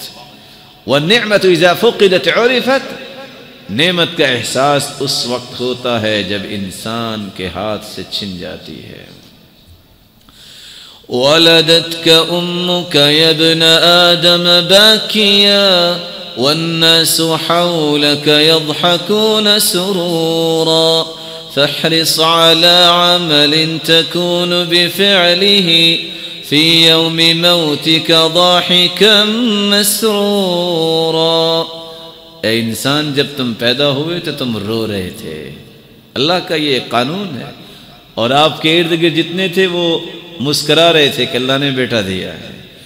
زندگی ایسی گزارو کہ جب تم دنیا سے جا رہے ہو تو تم مسکرا کے جا رہے ہو، تمہاری زبان پہ کلمہ ہو اور دنیا والے تمہارے فراق میں رو رہے ہو. اور یاد رکھنا یا من بدنیاہ اشتغل وقد غرك طول الأمل الموت يأتي بغتة والقبر صندوق العمل. لمبی امیدوں سے اپنے آپ کو بچا لو. دنیا کے نشے میں دھت ہونے والا اور لمبی امیدوں کے پیچھے اپنی پوری زندگی کھپا دینے والا. موت اچانک آتی ہے اور جب موت آتی ہے تو بتا کے نہیں آتی. جو کچھ عمل ہے وہی قبر میں لے کے جانا ہے. اذا مات ابن آدم انقطع عمله الا من 3 من صدقة جارية او علم ينتفع به او ولد صالح يدعو له. انسان جب دنیا سے چلا جاتا ہے تو اس کے لیے کیا چیز باقی رہتی ہے؟ یتبع المیت ثلاثہ، میت کے ساتھ 3 چیزیں جاری ہوتی ہیں، اہلہ ومالہ وعملہ۔ اہل و عیال بھی جا رہے ہیں، مال و دولت پہلے زمانے میں لونڈیوں غلاموں کی شکل میں اور خچر اور گھوڑوں کی شکل میں جاتا تھا، آج متحدی میں کام کرنے والے اور گاڑیوں کی شکل میں قبرستان تک لوگ جاتے ہیں۔ فَيَرْجِعُ اثنان وَيَبْقَى مَعَهُ وَاحِدٌ وَهُوَ عَمَلُ۔ اہل و عیال بھی واپس آ جاتی ہے اور چارپائی بھی خالی آ جاتی ہے، غلام، متحدی میں کام کرنے والے، گاڑیاں بھی خالی آ جاتی ہیں۔ قبر میں جو چیز انسان کے ساتھ جاتی ہے وہ اس کا عمل جاتا ہے، اس لیے اپنے عمل کو درست کر لیا جائے۔ میری اللہ رب العزت سے دعا ہے، اللہ رب العزت ہمارے گناہوں کو معاف فرمائے، ہماری خطاؤں سے درگزر فرمائے۔ الہ العالمین، ہم کمزور ہیں، ہمیں ایمانی قوت نصیب فرما، ہمیں فتنوں سے بچا، ظاہری اور باطنی فتنوں سے ہماری حفاظت فرما۔ الہ العالمین، جتنے یہ بات سن رہے ہیں، اگر کوئی روحانی یا جسمانی بیمار ہیں تو ان کی بیماریوں کو شفاؤں میں بدل دے، جو کسی مصیبت میں ہیں ان کی مصیبتوں کو خوشیاں بنا دے، جو کسی تنگی میں ہے اے اللہ ان کی تنگیوں کو آسانیاں بنا دے۔ مولا کریم صاحب اولاد ہیں تو ان کی اولاد کو نیک بنا، دست و بازو بنا، آنکھوں کی ٹھنڈک بنا اور صدقہ جاریہ بنا، اور جو اولاد کی نعمت سے محروم ہے اے اللہ ان کی جھولیوں کو بارونق بنا دے۔ الہ العالمین، صاحب مال ہیں تو ان کے مال میں برکت فرما دے اور ان کو حلال اور وافر اور عطا فرما، فتن اور آزمائشوں سے بچا اور تقوی نصیب فرما، اور بے روزگار کو بھی تو تونگر بنا۔ اے اللہ مقروض کے غیبی خزانوں سے مدد فرما۔ الہ العالمین، جس طرح آج تیرے گھر میں جمع ہیں، ہمیں خاتمہ بالایمان نصیب فرما، جب تک رکھنا ایمان سے رکھنا، جب بلانا تو ایمان کی خوبصورت کیفیت میں بلانا، اور ہمیں جنت الفردوس میں جمع فرما۔ الہ العالمین، ہمیں اپنے محبوب کی رفاقت نصیب فرما اور اپنے دیدار کا مستحق بنا۔ سلف صالحین یہ دعا کیا کرتے تھے جو آج میرے لیے اور آپ کے لیے بہت پیاری دعا ہے، اللہم اجعل بسمتی عادہ، اے اللہ مسکرانے کو میری عادت بنا دے، وحدیثی عبادہ، میری ہر بات کو اے اللہ عبادت بنا دے، وحیاتی سعادہ، اے اللہ مجھے سعادت کی زندگی بنا دے، میری زندگی کو سعادت کی زندگی بنا دے، وموتی شہادہ، اور موت جب آئے اے اللہ شہادت کی موت آئے۔ ربنا آتنا فی الدنیا حسنہ وفی الآخرۃ حسنہ وقنا عذاب النار۔ میں آخر میں اپنے ان تمام احباب گرامی کے لیے دعا کرتا ہوں، الہ العالمین جنہوں نے یہ نیکی کی مجالس کا اہتمام کیا، اللہ رب العزت ان کے لیے یہ عمل تو شے آخرت بنائے، اور دنیا اور آخرت میں ان کو عزتوں، رحمتوں، راحتوں، برکتوں سے نوازے، اور قیامت کے دن صلحاء اور صدیقین کی صفوں میں کھڑا فرمائے۔ وآخر دعوانا الحمد للہ رب العالمین۔ بسم اللہ الرحمن الرحیم۔ عبداللہ بن مبارک رحمۃ اللہ علیہ فرمایا کرتے تھے، من تہاون بالآداب، جو ادب و آداب میں سست ہوتا ہے، حرم من النوافل، وہ شخص نوافل سے بھی محروم ہو جاتا ہے۔ ومن تہاون بالنوافل حرم من السنن، جو نوافل میں سست ہوتا ہے اس سے سنتیں بھی ایک دن چھوٹ جاتی ہیں۔ ومن تأدب بأدب اللہ صارت من محبت اللہ، جو اللہ کے ساتھ ادب کو باقی رکھتا ہے وہ اللہ تعالیٰ کا محبوب بنتا ہے۔ سوچنے کی بات ہے، چند ایام انسان گزار کے جھوٹی اور سچی ڈگری لیتا ہے، اور جب اپنا نام لکھتا ہے تو اس کو باقاعدہ انڈر بریکٹ لکھتا ہے کہ میں نے ماسٹر کیا، میں نے MBA کیا۔ عقیدۃ اہل سنت والجماعہ، جو عقیدہ ہے قرآن و سنت کے موافق، اس کا یہ اصول ہے کہ الادب مع اللہ، الادب مع رسولہ، والادب مع خلقہ، اللہ کا ادب، اس کے رسول کا ادب، اور مخلوق کا ادب یہ ایک مومن کی شناخت ہے. اور ادب و آداب سے خالی قوم نہیں ہوتی. وہ بھیڑ بکریوں کا ایک ریوڑ ہے جس کو جدھر چاہو جیسے چاہے ہانک کر لے جاؤ. اللہ سبحانہ و تعالی کا نام جو ہے وہ بھی اکیلا نہیں. سلف صالحین سبحانہ و تعالی جل شانہ جل ذکرہ اس طرح کے الفاظ جو تقدس، عظمت اور جلالت پہ دلالت کرتے ہیں اس کے بغیر اللہ سبحانہ و تعالیٰ کا نام نہ لکھنا پسند کرتے، نہ بولنا، نہ پڑھنا. اسی طرح رسول اللہ صلی اللہ علیہ وسلم ساتھ لکھتے ہیں. 786 یہ کیا ہے؟ کیا اللہ تعالیٰ نے اس طرح کا حکم دیا؟ یہ رسول اللہ صلی اللہ علیہ وسلم نے جتنے بھی خطوط لکھے کیا رسول اللہ صلی اللہ علیہ وسلم نے اس کو استعمال کیا؟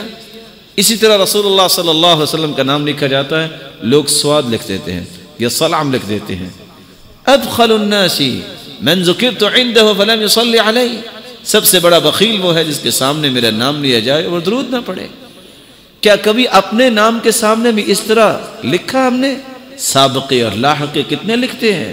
کہ رسول اللہ صلی اللہ علیہ وسلم کی عظمت اتنی کو ہے کہ میرے قلم کی وہ سیاہی قلم کے لیے سعادت ہے کہ وہ محمد مصطفیٰ کا نام لکھے صلی اللہ علیہ وسلم. وہ ورق کتنا خوش نصیب ہے جس پہ محمد مصطفیٰ صلی اللہ علیہ وسلم کا نام لکھا جائے. اور ہم وہ قلم کی سیاہی بچاتے ہوئے اور ورق بچاتے ہوئے پورا نام ہی لکھتے نہیں ہیں. صحابی کا نام آتا ہے تو را اور ضاد ڈال دیتے ہیں. رضی اللہ عنہ ارضا والترضی عن اصحابی، اللہ کے رسول صلی اللہ علیہ وسلم کے صحابہ کے بارے میں رضی اللہ عنہ ارضا یہ لکھنا چاہیے. اس لیے 786 ہوا. اور کچھ لوگ اس طرح کے کلمات جو لکھتے ہیں اس کی بجائے بسم اللہ الرحمن الرحیم رسول اللہ صلی اللہ علیہ وسلم کی جو سنت ہے اس سنت کو اختیار کرنا چاہیے. جہاں بھی لکھے اللہ کا نام پورا لکھے یا بسم اللہ الرحمن الرحیم. سب سے پہلی بات ائمہ اربعہ رحمت اللہ علیہم، یہ ہمارا موقف ہے. جتنے بھی نیک لوگ دنیا سے جا چکے ہوتے ہیں اور ان کی نیکی دنیا میں پھیلی ان کے لیے دعا کرنی چاہیے. صرف 2 باتیں زندگی میں یاد رکھیے گا. امام ابو حنیفہ رحمت اللہ علیہ، امام مالک رحمت اللہ علیہ، امام شافعی رحمت اللہ علیہ، امام احمد بن حنبل رحمت اللہ علیہ. امام ابو حنیفہ رحمت اللہ علیہ کہا کرتے تھے اذا صح الحدیث فهو مذہبی، جب صحیح حدیث ہو تو میرا مذہب ہے. صحیح بخاری کی روایت ہے اذا قال الامام غیر المغضوب علیہم ولا الضالین فقولوا آمین، جب امام غیر المغضوب علیہم ولا الضالین کہے تو تم آمین کہو. اصح الکتب بعد کتاب اللہ العزیز، قرآن مجید کے بعد سب سے صحیح ترین کتاب صحیح بخاری ہے.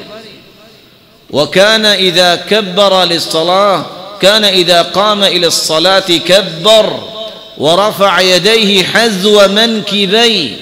ایک نہیں 210 روایتیں، اور یہ روایت جو میں کوٹ کر رہا ہوں صحیح بخاری کی ہے. رسول اللہ صلی اللہ علیہ وسلم جب نماز کے لیے کھڑے ہوتے اللہ اکبر کہتے اور دونوں ہاتھوں کو کندھوں کے برابر لے جاتے. امام شافعی کہتے ہیں اذا صح الحدیث فهو مذہبی، یہ صحیح حدیث ہے میرا مذہب ہے. اور امام مالک رحمت اللہ علیہ فرماتے ہیں کہ ہر وہ بات جو کتاب و سنت کے مخالف اس کو دیوار پہ مارو.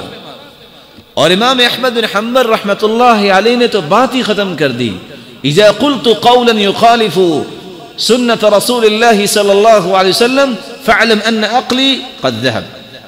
جب میری بات سنت کے حدیث کے مخالف ہو سمجھ لینا کہ میری عقل اس وقت کام نہیں کر رہی. ان تمام ائمہ کو اللہ تعالی جنت میں جگہ دے. لیکن دوسری بات جو میں بتانا چاہتا ہوں، عبداللہ بن عباس رضی اللہ تعالیٰ عنہ کے سامنے ایک شخص نے کہا کہ ابو بکر صدیق رضی اللہ تعالیٰ عنہ یہ فرماتے ہیں. کہا میں تمہیں کہہ رہا ہوں اللہ کے رسول یہ فرماتے ہیں اور تم کہہ رہے ہو ابو بکر صدیق رضی اللہ تعالیٰ عنہ فرماتے ہیں. خشیت ان تنزل علیکم حجارۃ من السماء مجھے خوف ہے کہ کہیں تم پہ پتھروں کی بارش نہ ہو۔ آج سر کا مسا ہے، میں مثال دے کے سمجھاؤں گا۔ ایک مذہب ہے کہ 4 بالوں کو پانی لگ جائے مسا ہو جائے گا، دوسرا کہتا ہے 4 انگلیوں کے برابر اگر سر پہ پانی لگ جائے مسا ہو جائے گا، دوسرا کہتا ہے ربع الرأس، اگر چوتھائی حصے پہ ہاتھ لگ جائے مسا ہو جائے گا، ایک کہتا ہے شطر الرأس، آدھے سر پہ اگر مسا کر لیا جائے ہو جائے گا۔ ہم کہتے ہیں سب نے بات کی، ہم نہ ان کو برا کہتے ہیں کیونکہ ہم اپنے درجات کو کم نہیں کرنا چاہتے، گالی تو نہیں دیں گے ہم۔ دیکھیے رسول اللہ صلی اللہ علیہ وسلم نے کیا کیا۔ صحابی کہتے ہیں بدأ بمقدم رأسی ثم ذهب بهما إلى قفاه ثم ردهما إلى المكان الذي بدأ منه وكان يمسح الرأس كله، پورے سر کا مسح کرتے، دونوں ہاتھوں کو اپنے ماتھے سے شروع کرتے جہاں سے بال اگنے شروع ہوتے، منبت الشعر، گدی تک لے جاتے اور وہاں سے واپس لے آتے جہاں شروع کیا تھا۔ ہم کسی کو تانا دینے کی بجائے حدیث پہ عمل کریں تو ہماری زندگی کامیاب ہو جائے گی۔ اس لیے ائمہ کرام رحمت اللہ علیہم کے بارے میں کوئی بات نہیں ہم کرتے، لیکن وہ بات جو کتاب و سنت کے مخالف ہوگی کوئی بھی نہیں مانے گا۔ اور اصول یہ ہے، یاد رکھیے گا، امام ابو حنیفہ رحمت اللہ علیہ 80 میں پیدا ہوئے اور 150 میں فوت ہو گئے۔ امام مالک رحمت اللہ علیہ 93 میں پیدا ہوئے، 179 میں دنیا سے چلے گئے۔ امام شافعی رحمت اللہ علیہ 150 میں پیدا ہوئے، 204 میں فوت ہو گئے۔ امام احمد بن حنبل رحمت اللہ علیہ 163 میں پیدا ہوئے، 241 میں اللہ کے پاس چلے گئے۔ کسی انسان کو دنیا کے اندر میچورٹی لینے کے لیے جو اللہ تعالیٰ دیتے ہیں کو 20-25 سال تو چاہیے نا۔ الغرض اگر 80 میں امام ابو حنیفہ رحمت اللہ علیہ پیدا ہوئے تو 20 سال 25 سال کا اضافہ کیجئے، 100 اور 105 تک لوگوں نے ان کی بات کو سمجھا، جنہوں نے فالو کیا ان کو لوگوں نے حنفی کہہ دیا۔ امام مالک اگر 93 میں پیدا ہوئے ہیں تو 113 یا 120 تک لوگوں نے بات مانی اور ان کو مالکی کہا گیا۔ اور امام شافعی رحمت اللہ علیہ اگر 150 میں پیدا ہوئے تو 170-75 تک لوگوں نے بات مانی، لوگوں نے ان کو شافعی کہنا شروع کر دیا۔ امام احمد بن حنبل 163 میں اگر پیدا ہوئے تو 183 یا 88 تک ان کی بات لوگوں تک اس حالت میں گئی کہ لوگوں نے فالو کیا اور ان کو حنبلی کہا گیا۔ چھوٹا سا سوال، 80 ہجری میں امام ابو حنیفہ رحمت اللہ علیہ پیدا ہوئے، اس سے پہلے جو لوگ تھے وہ کون تھے؟ حنفی تھے، مالکی تھے، شافعی تھے، حنبلی تھے، یہ تینوں ائمہ رحمت اللہ علیہم قدس اللہ سرہم ونور ضریحہم، یہ اس وقت تو پیدا نہیں ہوئے تھے، تو پھر کیا تھے؟ وہ کتاب و سنت کو ماننے والے تھے۔ اور اگر آج ہم بھی کتاب و سنت کو مانیں، دوسرا سوال، کیا وہ جنت میں جائیں گے کہ نہیں جائیں گے؟ بولیے، بولے نہیں ہے، ناراض ہو گئے؟ اگر وہ جنت میں جائیں گے اور انہوں نے کسی بھی سیکٹ کی طرف اپنی نسبت نہیں کی، اس وقت یہ ائمہ رحمت اللہ علیہم یہ پیدا ہی نہیں ہوئے تھے۔ انہوں نے کتاب و سنت پہ عمل کیا۔ آج ہم بھی کتاب و سنت پہ عمل کریں، ان جھگڑوں کو چھوڑ دیں تو ہم بھی جنت میں اللہ کی رحمت سے جائیں گے۔ اور اگر کوئی کہہ دے کہ وہ جنت میں نہیں جائیں گے کیونکہ ان کا تو کوئی، وہ لوگ کہتے ہیں نا ان کا تو مذہب ہی کوئی نہیں ہے جو کسی کی طرف نسبت نہیں کرتا، اگر صحابہ اور تابعین جنت میں نہیں جائیں گے تو پھر جائے گا کون جنت میں؟ یہ اصول ہمیشہ یاد رکھیے گا، کبھی آپ کو اللہ کی رحمت سے کوئی پھسلانے کے لیے قوت نہیں دکھائے گا۔ یہ سوال یہ ہے کہ ظلم کتنا کو سہا جا سکتا ہے؟ پہلے مار گالی نہیں، شریعت کہتی ہے فَعِظُوهُنَّ، پہلے وعظ و نصیحت کرو، وَاهْجُرُوهُنَّ فِي الْمَضَاجِعِ، پھر اس کا بستر الگ کر دو، وَاضْرِبُوهُنَّ، اگر پھر بھی سمجھتی نہیں تو پھر سرزنش کر سکتے ہو۔ کیسے سرزنش کر سکتے ہو؟ فرمایا تم اس طرح نہ مارو جس طرح تم جانوروں کو مارتے ہو، یہ انسانیت نہیں بہیمیت ہے۔ اس لیے مسواک، رومال جس کو مندیل بولتے ہیں، جس طرح عبداللہ بن عباس نے بیان کیا ہے، سرزنش ہو سکتی ہے، لیکن جو شخص ان تینوں درجات کو دیکھتا ہے، پہلے مارتا ہے، پھر گھر سے دھکا دیتا ہے، پھر سمجھانے بیٹھتا ہے، اس کو پہلے اپنا علاج کروانا چاہیے۔ اور اسی لیے اللہ تعالیٰ نے قرآن میں کہا ان اللہ کان علیٰ کبیرا، آج تم ظلم کر رہے ہو تو اللہ بھی بہت بلند ہے، وہ دیکھ رہا ہے، وہ کل کے ظلم کا بدلہ دلوائے گا۔ اس لیے رسول اللہ صلی اللہ علیہ وسلم نے فرمایا تھا خیرکم خیرکم لأہلہ وانا خیر لأہلی، تم میں بہترین وہ ہے جو اپنے گھر والی کے معاملے میں بہتر ہے، اور میں اپنے گھر والی کے معاملے میں بہت بہتر ہوں۔ ما ضرب رسول اللہ صلی اللہ علیہ وسلم خادما ولا امرأة، اللہ کے رسول صلی اللہ علیہ وسلم نے زندگی میں نہ کسی خادم کو مارا ہے، نہ کسی عورت کو مارا ہے، اپنی بیوی کو مارا ہے، تو وہ ہمارے لیے قدوہ ہیں۔ اللہ رب العزت ہمیں نیک ہدایت نصیب فرمائے۔ ماں کو چاہیے کہ وہ اللہ سے ڈر جائے۔ کتنی مائیں روتی ہیں کہ ہمارے بچے نیک کام کریں، اور اگر اس کے بچے نے نیک کام کیا ہے تو اس کے دل میں جو یہ خلل پیدا ہوا ہے، اس کو فوراً 3 مرتبہ استغفر اللہ ربی من کل ذنب واتوب الیہ کہنا چاہیے، تاکہ اللہ تعالیٰ معاف فرمائے، اور خوش ہونا چاہیے، شکر ادا کرنا چاہیے کہ اس کے بچے نے کوئی نیکی کا کام کیا ہے، اس پہ ناراضگی نہیں ہونی چاہیے۔ ولا طاعۃ لمخلوق فی معصیۃ الخالق، اگر ماں روکتی ہے کسی نیکی سے یا برائی کا حکم دیتی ہے تو اس کی بات ماننا ضروری نہیں ہے، لیکن احترام پھر بھی نہیں چھوڑا جائے گا۔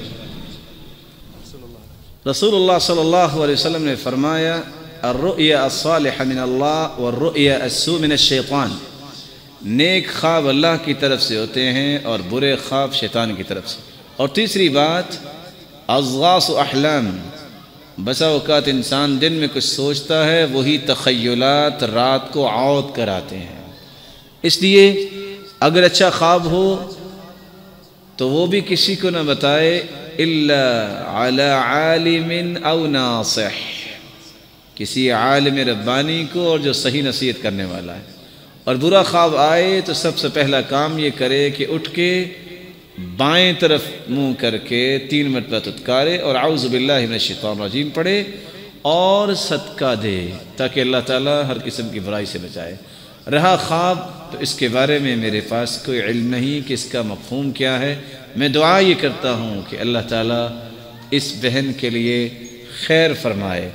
سانپ جب نظر آتا ہے اس کا مطلب یہی ہوتا ہے کہ انسان کسی ایسے مصیبت میں گر رہا ہے جس مصیبت کو بچانے کا ایک ہی طریقہ ہے کہ وہ نماز کی جو سستی ہے وہ چھوڑ دے۔ اگر نماز میں سستی ہے تو اس کو چھوڑ دے۔ اور امام ذہبی رحمۃ اللہ علیہ نے وہ قصہ نقل کیا ہے۔ کیا قصہ نقل کیا؟ جب ایک بھائی بہن کو دفن کرنے گیا تو اس کی کچھ نقدی قبر میں گر گئی۔ قبر بند کی، کہتا ابھی بند کیا، کھول کے نکال لیتا ہوں۔ جب کھولی قبر فَإِذَا الْقَبْرُ يَشْتَعِلُ عَلَيْهَا نَارًا، پوری قبر آگ سے بھری ہوئی تھی۔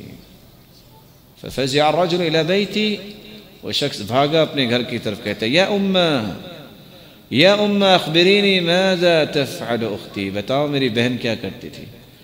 تو کہا کچھ بھی نہیں۔ کہا نہیں بتاؤ۔ تو جواب کیا ملا؟ وہی التی تتہاون بالصلاۃ، وہ نماز میں جان بوجھ کر سستی کرتی تھی اور لیٹ کرتی تھی۔ اللہ رب العزت حفاظت فرمائے۔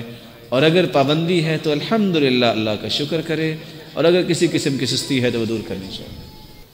نہا رسول اللہ صلی اللہ علیہ وسلم عن الاغلوطات، ایسے سوالات سے رسول اللہ صلی اللہ علیہ وسلم نے منع کیا ہے کہ اس کا دینی فائدہ نہ ہو۔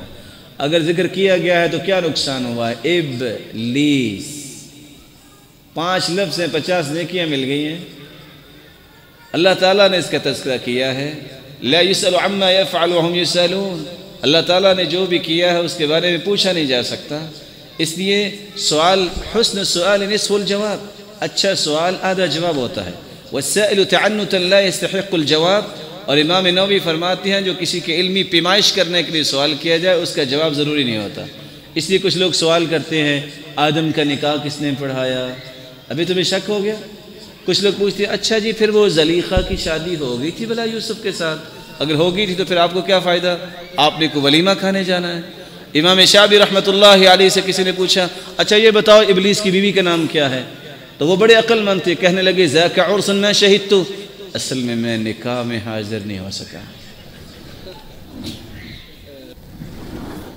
دو باتیں ہیں، سب سے پہلے اذان میں سب سے پہلا کلمہ جو حدیث میں آیا ہے وہ کیا ہے؟ اللہ اکبر، اللہ بڑا ہے۔ تو جو اللہ کی کبریائی کو ختم کرنا چاہے کسی اور کلمے کا اضافہ کرتا ہے وہ ٹھیک کرتا ہے؟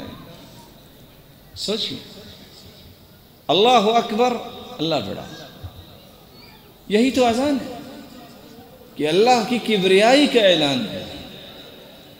اللہ اکبر کہنے والا یہ رسول اللہ صلی اللہ علیہ وسلم کی سکھائی ہوئی اذان کو کہتا ہے اور اس سنت کو زندہ کرتا ہے، اور جو محبت کا دعویٰ کرنے کے باوجود اللہ کی کبریائی کو بیان نہیں کرتا اور اس سے پہلے کلمات کا اضافہ کرتا ہے، اس کو اپنے ایمان کے بارے میں سوچ لینا چاہیے۔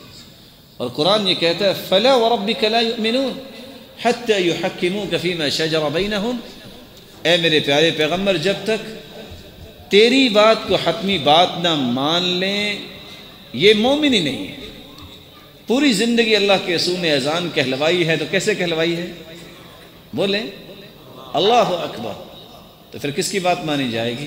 رہا ایسی مسجد میں نماز پڑھنا، مسجد اللہ کا گھر ہے، وَأَنَّ الْمَسَاجِدَ لِلَّهِ فَلَا تَدْعُوا مَعَ اللَّهِ أَحَدًا، مسجد جو ہے اس میں نماز پڑھی جا سکتی ہے، اس میں کوئی ایسا مسئلہ نہیں۔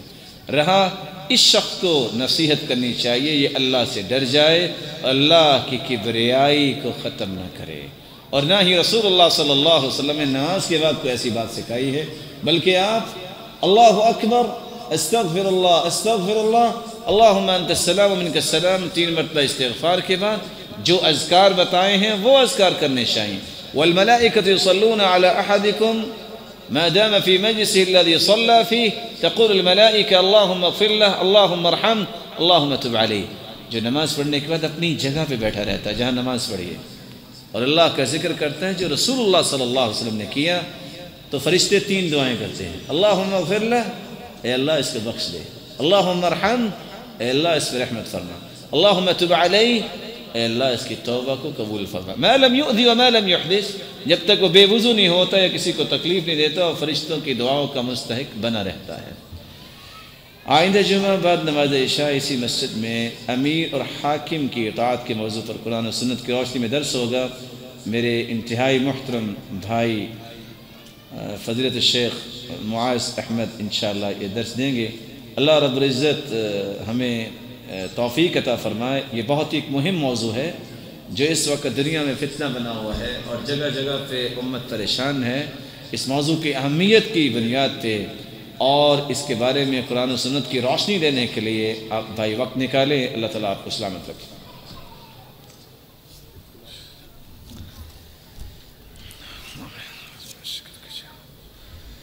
اعوذ باللہ من الشیطان الرجیم،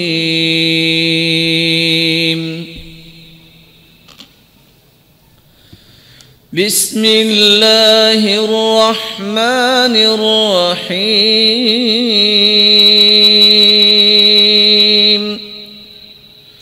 الرحمن علم القرآن،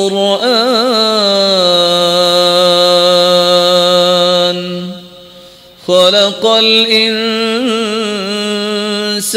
علمه البيان، الشمس والقمر بحسبان،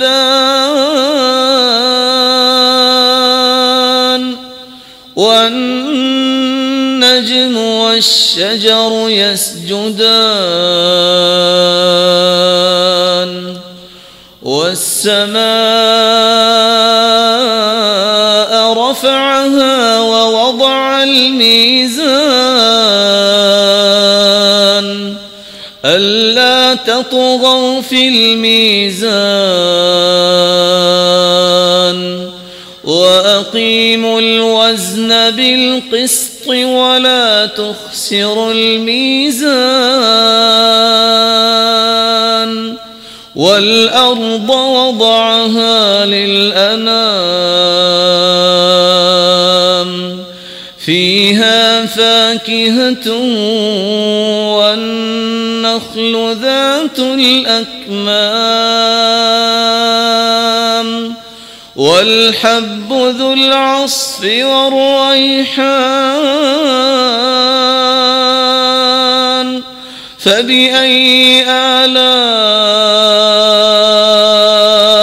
ربكما تكذبان خلق الإنسان من صلصال كالفخار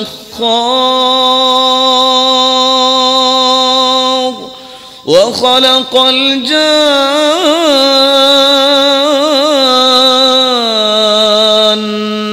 من مارج من نار فبأي آلاء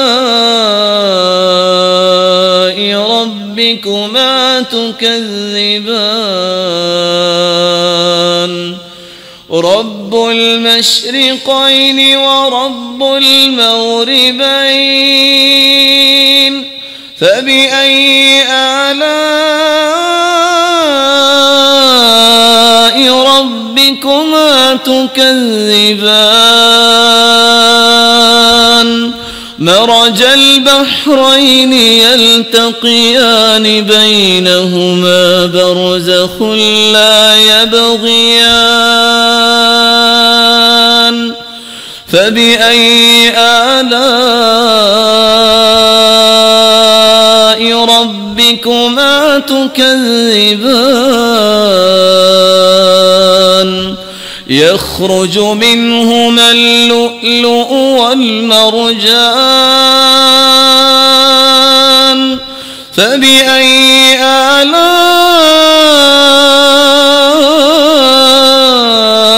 ربكما تكذبان فبأي آلاء ربكما تكذبان وله الجوار المنشآت في البحر كالأعلام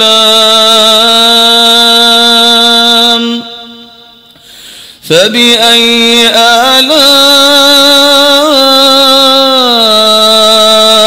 ربكما تكذبان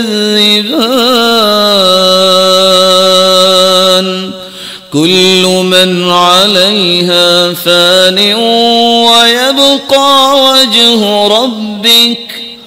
ويبقى وجه ربك ذو الجلال والإكرام كل من عليها فان ويبقى وجه ربك ذو الجلال والإكرام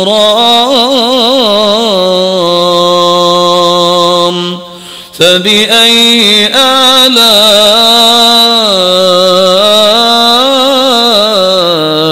ربكما تكذبان